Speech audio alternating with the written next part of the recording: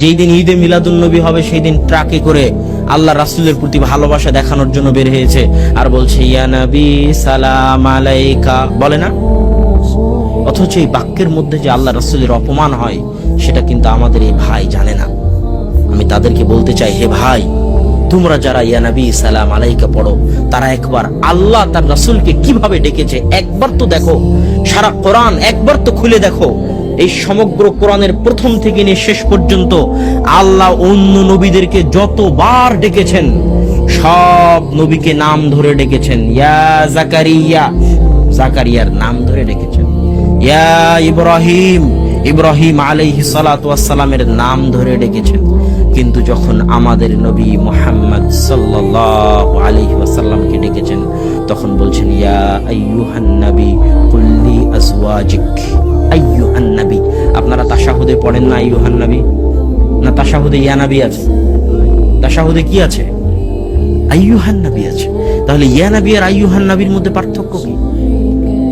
আমি আপনাকে বললাম এ আব্দুল্লাহ, এ আহমদ, এই ডাকের মধ্যে কোনো সম্মান আছে? কোনো সম্মান নেই। আপনি প্রধানমন্ত্রীকে ডাকতেছেন মাননীয় প্রধানমন্ত্রী, মহামান্য বিচারপতি, সম্মানিত জনাব অমুক অমুক, ডাকেন না? তো আল্লাহ সুবহানাহু ওয়া তাআলা যখন তার নবীকে ডাকতেছে তখন বলতেছে ইয়া আইয়ুহান নবী, হে মাননীয় নবী, হে সম্মানিত নবী, হে মহামান্য নবী, হে সম্মানিত নবী মুহাম্মদ সাল্লাল্লাহু আলাইহি ওয়াসাল্লাম। নামটাও আল্লাহ নেননি, জাস্ট হে সম্মানিত, হে মহামান্য নবী বলে ডেকেছেন।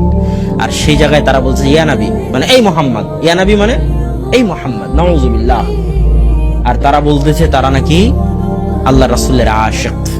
হে ভাই, আপনি একবার চিন্তা করুন যে আপনি আল্লাহ রাসূলের আশিকের নামে আল্লাহ রাসূলকে অপমান করতেছেন।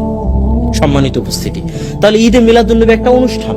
এই অনুষ্ঠানের মধ্যে যখন আমি দিনকে সীমাবদ্ধ করে দিলাম, ঈদে মিলাদুন নবী শেষ, ইসলামও শেষ। টঙ্গীর ইজতেমায় হাজার হাজার মানুষ একসাথে হাত তুলে দোয়া করতেছে, টঙ্গীর ইজতেমাও শেষ, মুসল্লিও শেষ। তো ইসলামকেও যদি ধ্বংস করতে চান সেটাকে কার মধ্যে সীমাবদ্ধ করে দিতে হবে? অনুষ্ঠানের মধ্যে। ঠিক দাওয়াতকে যদি ধ্বংস করতে চান দাওয়াতকে কার মধ্যে সীমাবদ্ধ করতে হবে? অনুষ্ঠানের মধ্যে।